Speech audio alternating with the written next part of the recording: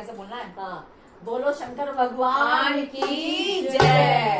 हम लाए हैं आपके लिए एक बहुत सुंदर सा ये प्यारा शंकर जी का भजन। भोले जी की नगरी में मकान होना चाहिए, मेरे दिल का पूरा मान अरमान होना चाहिए। बोलो गौरा शंकर की जय। भोले जी की नगरी में मकान होना चाहिए, भोले जी की नगरी में मकान होना चाहिए, मेरे दिल का पूरा अरमान होना चाहिए, मेरे दिल का पूरा अरमान होना चाहिए।